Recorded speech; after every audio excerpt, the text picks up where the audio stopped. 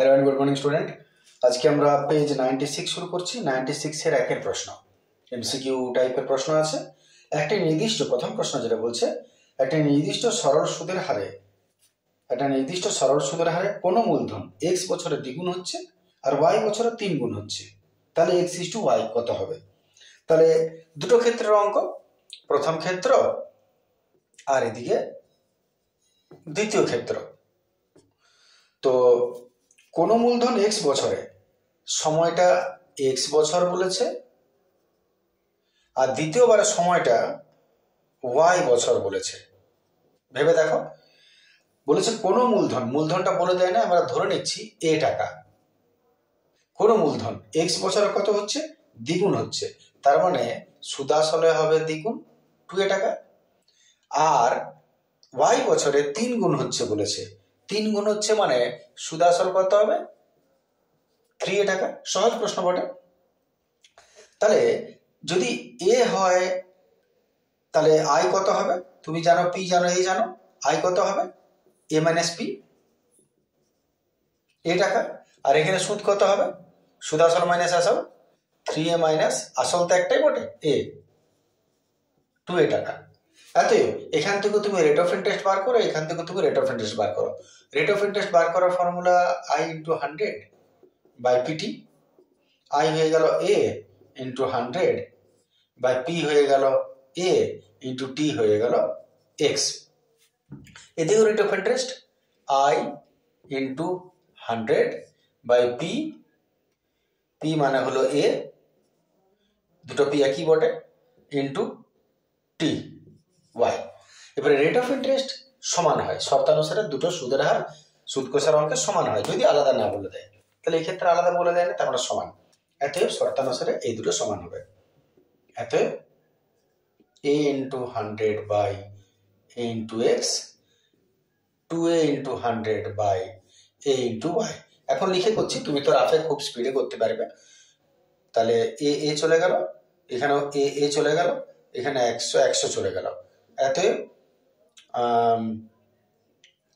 Cross multiplication of 2x, আগে এটা করলাম, সমান ওয়াই একে ওয়াই। অতএব এক্স এর নিচে ওয়াই আনো, উল্টো দিকে একের নিচে এদিকে 2 নিয়ে যাবে, সহগ বিচ্ছিন্ন পদ্ধতি। অতএব এক্স ইজ টু ওয়াই সমান 1:2। তার মানে অপশন হয়ে গেল তোমার বি একটা। আশা করি ক্লিয়ার আছে। চলে আসছি পরের প্রশ্ন। 2 নম্বর প্রশ্ন বলছে যে x square is equal to 6x, x square is equal to 6x। এই সমীকরণটার বীজ বা বীজদ্বয় 0 হবে, 6 হবে, 0 6 হবে, না কি হবে? তাহলে তুমি ট্রান্সফার করো একদিকে, 0 x কমন নিয়ে নাও, 0। অতএব x সমানও 0 আর x মাইনাস 6 সমানও 0। অতএব x সমান হলো 6। অতএব x এর দুটো বীজ পাচ্ছি, একটা হচ্ছে 0, একটা হচ্ছে 6। তার মানে অপশন কোনটা মিলছে? দেখো, সি অপশন মিলল। চলে আসছে 3 প্রশ্ন। 3 প্রশ্ন কি বলছে দেখো। 3 প্রশ্ন বলছে একটা বৃত্তের 18 সেমি যে, আচ্ছা এটা মুছে নিন, আশা করি এটা ঠিক আছে সবার।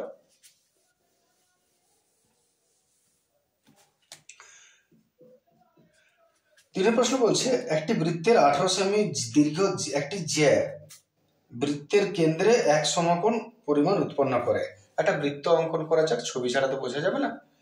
এর মনে করো এটা যেটা বলেছে 18 সেমি, মনে করো এবি 18 সেমি যে। এবার বলছে বৃত্তের কেন্দ্রে এক সমকোণ পরিমাণ কোণ উৎপন্ন করছে। এই যেটা কেন্দ্রে এক সমকোণ উৎপন্ন করছে, তার মানে এইখান থেকে যদি তুমি দুটো কোণকে টানো তাহলে এইটা 90 ডিগ্রি হবে, এক সমকোণ উৎপন্ন করছে। ঠিক আছে, বৃত্তের কেন্দ্র থেকে জ্যার দূরত্ব কত? কেন্দ্র থেকে জ্যার লম্ব দূরত্বটা তোমাকে চাইছে, এটা লম্ব দূরত্ব কত হবে, এটা হচ্ছে প্রশ্ন। তাহলে বোঝা যায়, মনে করো নাম দিলাম এটাকে ও, এটাকে এ বি সি দিয়ে দিলাম। প্রথমত তোমাকে একটা জিনিস বুঝতে হবে যে এটা একটা সমকোণী ত্রিভুজ। কেন সমকোণী ত্রিভুজ? কারণ এই কোণটা 90 ডিগ্রি বলে দিয়েছে। তাহলে যদি সমকোণী ত্রিভুজ হয় তাহলে 90 উল্টো এটা হলো অতিভুজ, অতিভুজ, আর বাকি দুটো বাহু কি বলে? লম্বভূমি। এইবারে এই দুটো বাহু কিন্তু সমান, কারণ এটা দুটোই বৃত্তের ব্যাসার্ধ। তার মানে যদি এটা এক্স হয় এটাও এক্সই হবে। আর এইখান থেকে এটা কত? 18। এইটার থেকে আমরা অতিভুজের ফর্মুলায় এই দুটোর কোনো একটা বার করে নিতে পারবো বা ব্যাসার্ধটা বার করে নিতে পারবো। তাহলে আমার প্রথম কাজ হবে ত্রিভুজ ওএবি থেকে সমকোণী ত্রিভুজ ওএবি এর এটাও এক্স এটাও এক্স ধরছি, লম্ব স্কোয়ার প্লাস ভূমি স্কোয়ার সমান অতিভুজ স্কোয়ার। তার মানে পুরোটা তো 18 বটে, 18 স্কোয়ার। তাহলে এটা হয়ে গেল 2x স্কোয়ার, এটা 18 ইন্টু 18 এত এক্স স্কোয়ার, 2 9 18 এত এক্স সমান ট্রান্সফার করে দিলাম 18 ইন্টু 9, 18কে 9 দুগুণে 18 আর একটা 9 আছে, দুটা 9 বেরোলে একটা 9 √2 সেমি। তুমি কি পেলে? এক্স এর মান। এক্স এর মান কোনটা? এইটা হলো 9√2। ভেবে দেখো, তুমি এটা পেলে 9√2। তোমাকে প্রশ্ন এটা নয়, তোমাকে প্রশ্ন বলেছে এটা, সুন্দর প্রশ্ন, এইটা তোমাকে চেয়েছে। তাহলে তোমাকে আরেকটু কাজ করতে হবে। আরেকটু কাজ কি করবে? এবারে এই ত্রিভুজে চলে এসো, লম্ব দূরত্ব বলেছে, তাহলে এটা সমকোণী ত্রিভুজ ও সিবি, সমকোণী ত্রিভুজ, সমকোণী ত্রিভুজ ও সিবি থেকে এখানে এটা 90, তাহলে এটা অতিভুজ। অতিভুজটা তুমি জানো 9√2, আর আমরা জানি যে কেন্দ্র থেকে যে লম্ব যদি টানো তুমি জ্যায়ের উপর, তাহলে জ্যাটাকে সমান দুটো খণ্ডে ভাগ করে। তার মানে পুরোটা যদি 18 হয় এটা 9, এটা 9। তাহলে যদি এটা 18 হয় এটা 9, তাহলে এই সমকোণী ত্রিভুজের অতিভুজটা হলো 9√3 আর ভূমিটা হলো 9। কি বার করবে? লম্ব। তাহলে লম্বর ফর্মুলা, ওসির ফর্মুলা কি হবে? √ওভার অতিভুজ স্কোয়ার মাইনাস ভূমি স্কোয়ার। তাহলে অতিভুজ হয়ে গেল 9√2 স্কোয়ার মাইনাস ভূমি কত? 9। ঠিক আছে, একটু স্পিডে বোঝালাম, তুমি তো রাফে আরো শর্টকাট করবে। 9 9 81, 81 ইন্টু 2 মাইনাস 9 9 81, 81 দুটো 81 থেকে একটা 81 বাদ গেল, 81 থাকছে পড়ে, 81 বর্গমূল 9, 9 সেমি। এত উচ্চতাটা হচ্ছে 9 সেমি। এটাই উত্তর হবে। এটা কত নম্বর অপশন দেখে নাও?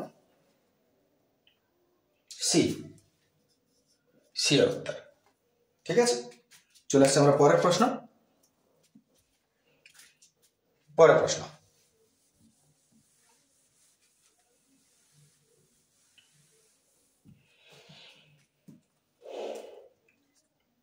চারের প্রশ্ন বলছে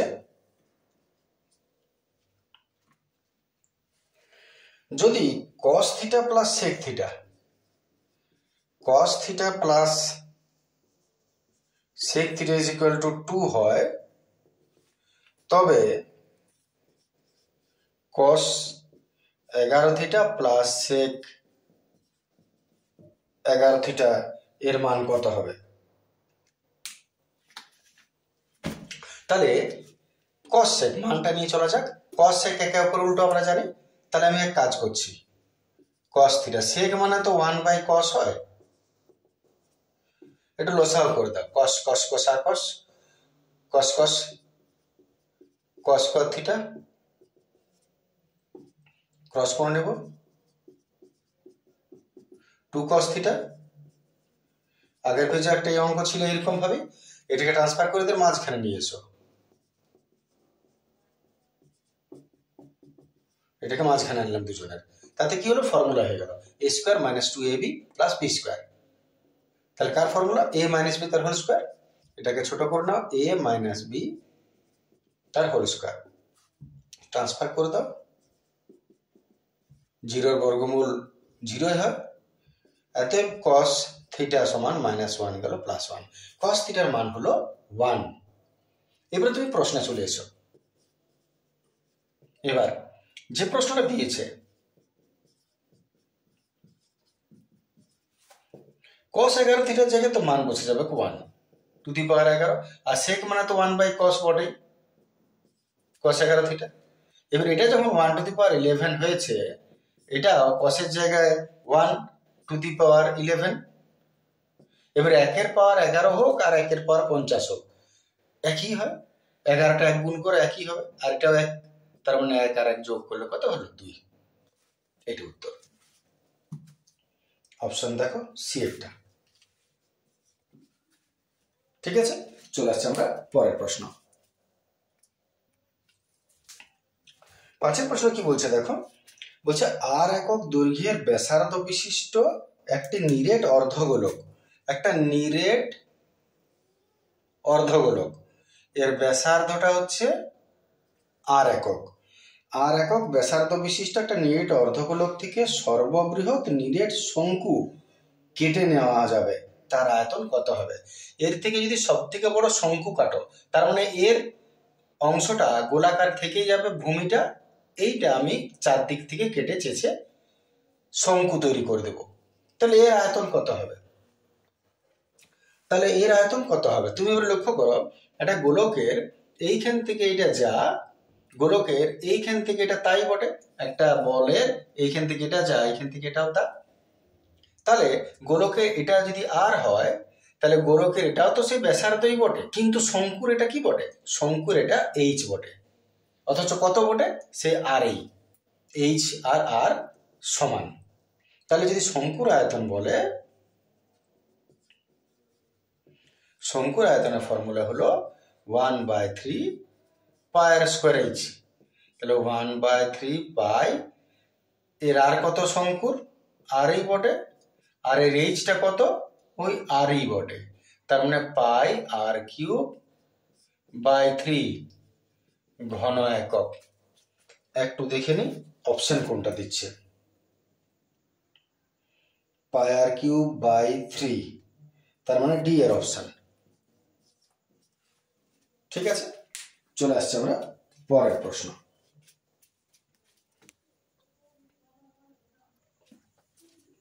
চলে আসছে আমরা 6 প্রশ্ন। 6 প্রশ্ন কি বলছে, 6 7 x 8 9 y 14 এদের গড় 9, তাহলে কোন সমীকরণটা ঠিক হবে?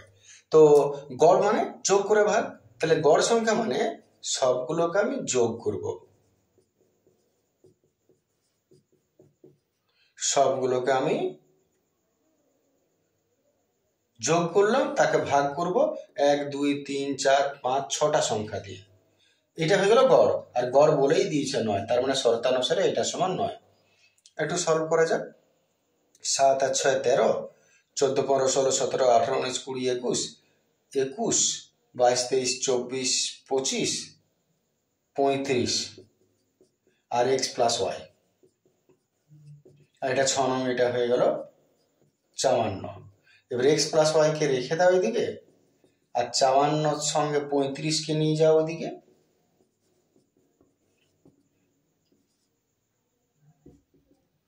এক্স প্লাস ওয়াই সমান 19 এটা দাঁড়াচ্ছে।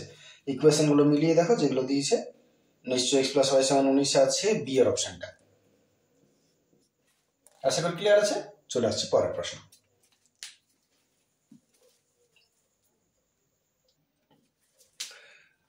চলে আসছে গোল্লা স্থান পূরণ 2 এর।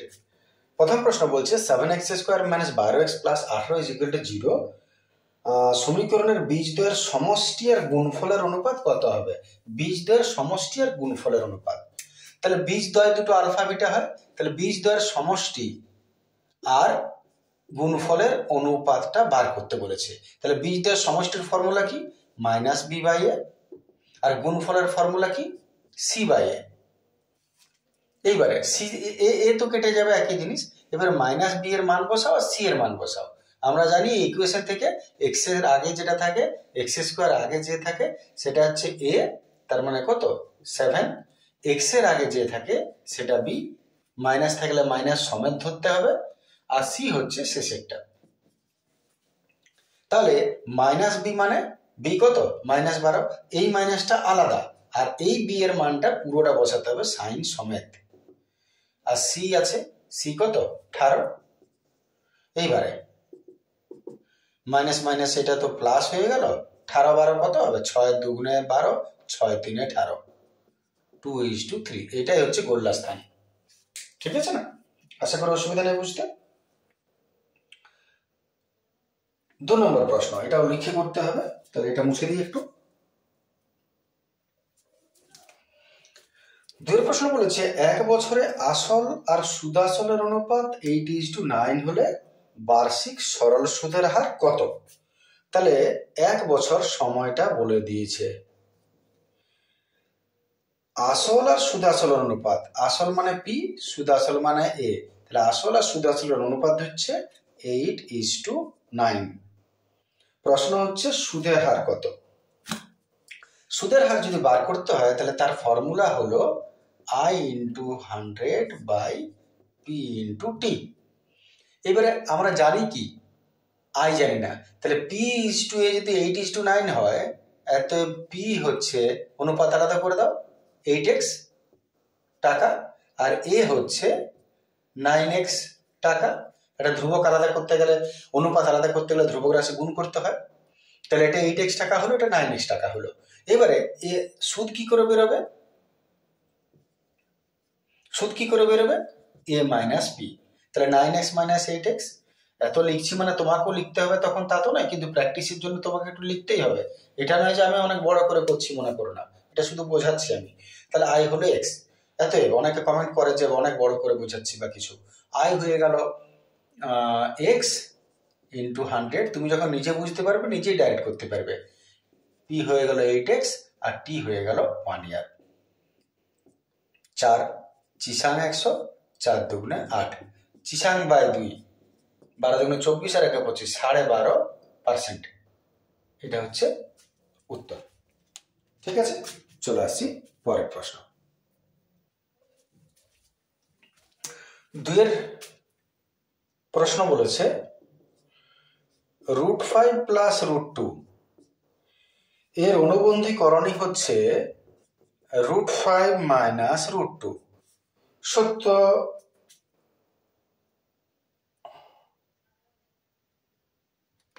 সরি মিস্টেক হলো,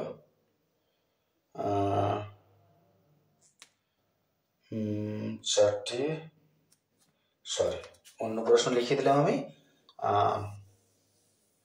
3-এর প্রশ্ন। 3-এর প্রশ্ন বলছে যে দুটি বৃত্ত পরস্পরকে ছেদ বা স্পর্শ না করলে বৃত্ত দুটি সর্বাধিক কটা সাধারণ স্পর্শক আঁকা যাবে? যদি দুটো বৃত্ত পরস্পরকে ছেদ না করে তাহলে স্পর্শক কটা আঁকা যাবে? এই হলো গিয়ে তোমার দুটো স্পর্শক, সরল স্পর্শক যেটাকে বলে। আর যদি ছেদ না করে তাহলে তির্যকও আঁকতে পারবে এটা। তাহলে সব মিলিয়ে চারটি স্পর্শক হবে। ঠিক আছে না? এরপর চারংদেহী একটি নিরেট অর্ধগোলকের সমতল সংখ্যা কটা? একটা নিরেট অর্ধগোলকের সমতল, সমতল কোনটা? এইটা সমতল, চ্যাপ্টা, আর এটা বক্রতল। তাহলে সমতল কটা হবে? একটি, একটি। পঞ্চবান, পঞ্চবান একটু লিখে করতে হবে, মুছে দিই, এগুলো তো পরিষ্কার হয়ে গেছে। পাঁচেরটা বলছে একটি, সরি পাঁচেরটা 1035 প্লাস 1055 ডিগ্রি সমান সাইন থিটা হলে থিটার সর্বনিম্ন মান কত হবে? 1035 প্লাস 1055 ডিগ্রি সমান সাইন থিটা হলে থিটার সর্বনিম্ন ধনাত্মক মান কত হবে?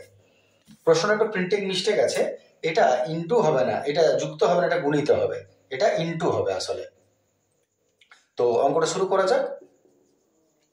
আমরা যখনই দেখব দুটো পরস্পর পূরক কোণ, দুটোকে যোগ করলে 90 পাচ্ছি, তার মানে 90 মাইনাস সেইটা। তাহলে 10 এটা রেখে দিলাম, আর এটাকে আমি 55 না লিখে আমি লিখতেই পারি 90 মাইনাস এইটা। 90 থেকে 35 বাদ গেলে 55 থাকে, আমি লিখতে তো পারি। এই চ্যাপ্টারটা নিশ্চয়ই তোমরা করে নিয়েছো আগে। এইবারে 1035 যেমন আছে তাই 1090 মাইনাস থিটা কি হয়? কট থিটা। কট 35 এটা থিটার জায়গা, কট 10 এর উল্টো। তাহলে 1035 ইন্টু কট মানে 1/10, 35 টেন টেন কেটে গেল, এতে 1 সমান সাইন থিটা। আর 1 মানে সাইন কত ডিগ্রি? 1 হচ্ছে সাইন 90 ডিগ্রি। আর ওদিকে আছে সাইন থিটা, সাইন সাইন বাদ চলে গেল, থিটা সমান কত? 90 ডিগ্রি। ক্লিয়ার? চলে আসছে আমরা পরের প্রশ্ন। 5 প্রশ্ন বলছে, একটি পরিসংখ্যা বিভাজনের মধ্যমা যে লেখচিত্রের সাহায্যে পাওয়া যায় তা হলো ড্যাশ। হ্যাঁ নিশ্চয়, পরিসংখ্যা বিভাজনের মধ্যমা যে লেখচিত্রের সাহায্যে পাওয়া যায় তোমরা গ্রাফে করেইছো। এটা গ্রাফে যখন একটা স্কেল উপরে উঠে একটা স্কেল নেমে যায়, তাহলে এইখান থেকে যে রেখাটা আমরা মধ্যমা টানছি এটাকে কি বলে? ওজাইব বলে। তাহলে এটার উত্তর ওজাইব। বাস হয়ে গেল এটা। চলে আসে আমরা 3 প্রশ্ন। শুরু করছি সত্য মিথ্যা। চলে আসছে আমরা ট্রু ফলস, টিএফ টাকলু ফগলু। 3 প্রথম প্রশ্ন কি বলছে দেখো, এ 10,000 টাকা দিয়ে ব্যবসা শুরু করার 6 মাস পরে বি 20,000 টাকা দিয়ে ব্যবসায় যোগ হলো। বলেছে তাদের লভ্যাংশের পরিমাণ সমান হবে। ঠিক না ভুল? যেহেতু মাঝখানে টাকা তুলে নেওয়া জমা দেওয়ার ব্যাপার আছে, তার মানে এটা তোমার বাৎসরিক মূলধনের অঙ্ক বটে। তাহলে সেক্ষেত্রে এ কত টাকা দিচ্ছে? এ দিচ্ছে 10,000 টাকা, কিন্তু গোটা বছরে এ না তোলা না জমা করেছে। তাহলে গুণিত 12, 1 2 4 গোলা। বি এরটা 6 মাস পর বি 20,000 দিল। বি কত দিচ্ছে? 20,000, কিন্তু 6 মাস পর দিল, মানে আর ওর ক মাস থাকবে? 6 মাস। এর কত টাকা হচ্ছে? এত টাকা। বাৎসরিক মূলধন সমান হলো। যদি বাৎসরিক মূলধন সমান হয় তার মানে লাভের পরিমাণও সমানই হবে, কারণ বাৎসরিক মূলধন থেকে তো অনুপাত করে ক্যালকুলেট হবে লাভটা। তার মানে এটা ঠিক বলেছে, বাৎসরিক লভ্যাংশের পরিমাণও তাদের লভ্যাংশের পরিমাণ সমান হবে। হ্যাঁ, এটাও সমান হবে। এটা টি ফর টাকলু। মূলধন সমান তাহলে লাভও সমান, এটার মানেটা দাঁড়াচ্ছে আর কি। এরপর √5 প্লাস √2 এর অনুবন্ধীকরণে √5 মাইনাস √2, √5 প্লাস √2 এর অনুবন্ধীকরণে হবে √5 মাইনাস √2। দেখো, যদি দুটি করণের গুণফল এক মূলদ সংখ্যা হয় তাহলে তাকে আমরা অনুবন্ধীকরণই বলি। এই দুটোকে তুমি যদি গুণ করো তাহলে a square minus B square হয়ে যাচ্ছে, তার মানে 5 মাইনাস 2 3 মূলদ সংখ্যা পাচ্ছ, তার মানে এটা অনুবন্ধীকরণই হবে। এটাও ট্রু। 3 নম্বর। 3 প্রশ্ন বলছে দুটি সদৃশ ত্রিভুজের অনুরূপ বাহুগুলিও সমান হবে। দুটি সদৃশ ত্রিভুজের অনুরূপ বাহুগুলো সমান হবে। মনে করো সদৃশ ত্রিভুজ এটা একটা, এটা একটা। সদৃশ ত্রিভুজের বৈশিষ্ট্যটা কি? যে এদের বাহুগুলির অনুপাতগুলো সমান হয়। এটা নয় যে বাহুর দৈর্ঘ্য সমান হয়। যদি এটা 2:3 অনুপাতে বিভক্ত হয়, এর অনুপাতটা 2:3 হবে। যে দুটো অনুরূপ বাহু, এমন নয় যে এটা মানে এটার সঙ্গে এটার সঙ্গে এটা, এটার সঙ্গে এটাও হতে পারে উল্টে থাকলে, কিন্তু বাহুর অনুপাতটা মিলবে। তার মানে এটা নয় যে দৈর্ঘ্য মিলবে, এটা ছোট ওটা বড় হতে পারে। যার জন্য এটা যেটা বলেছে সদৃশ ত্রিভুজের অনুরূপ বাহুগুলি সমান হবে, না, এটা সত্য নয়, এটা মিথ্যা হবে। কারণ বললামই আমি, কারণ অনুপাতগুলো সমান, তার মানে এটা নয় যে দৈর্ঘ্য সমান হবে, একটা ছোট একটা বড় হতে পারে, কিন্তু তারা সদৃশ ত্রিভুজ হবে। 4 প্রশ্ন, sine square theta, sine square theta এর সর্বনিম্ন মান 0, সাইন স্কয়ার থিটার সর্বনিম্ন মান 0। সত্য না মিথ্যা? সাইন স্কয়ার থিটার সর্বনিম্ন মান 0 হবে। সর্বনিম্ন মান ঠিক না ভুল? নিশ্চয় সাইন থিটার সর্বনিম্ন মান 0ই হবে, কারণ আমরা জানি সাইন 0 ডিগ্রি সমান তার মান কত দাঁড়াচ্ছে 0। তাহলে তারা যদি স্কোয়ার হয় তবুও সে 0ই হবে, যার জন্য সর্বনিম্ন মান 0 হবে। ট্রু। তারপর 5 একটি লম্ববৃত্তাকার শঙ্কুর, একটা লম্ববৃত্তাকার শঙ্কু, এর উচ্চতা ব্যাসার্ধ তির্যক উচ্চতা, একটা সমকোণী ত্রিভুজের বাহু 3টা। নিশ্চয় এটাকে যদি তুমি মাঝখানটাকে উচ্চতার ব্যাসার্ধ দেখিয়ে নাও, তাহলে এইটা তুমি দেখতে পাচ্ছ এটা সমকোণী ত্রিভুজেরই 3টা বাহু বটে। এটা অতিভুজ, এটা লম্ব, এটা ভয় ভালো ভূমি। বাহুত্রয় হবে, তাহলে এটাও সত্য। আর শেষে বলেছে 6টা বলছে 2 3 3 2 3 3 2 5 2 3 6 5 সংখ্যাগুরু মান 6। সংখ্যাগুরু মান কাকে বলে? সবচেয়ে বেশি যে থাকে তাকে সংখ্যাগুরু মান বলে। কিন্তু এখানে 6 সবচেয়ে বেশি আছে কি না, পরিষ্কার দেখাচ্ছে নয়, তাহলে যে বেশি সেই হবে সংখ্যাগুরু মান। এখানে 6 বেশি নাই সংখ্যায়, যার জন্য এটা এফ ফর ফগলু হবে। ঠিক আছে, বাস এই ভিডিওটা এতটাই রইল। নেক্সট ভিডিও 4 নম্বরে আসবো আমরা। আজকের এতটাই থাক। Thank you, good day.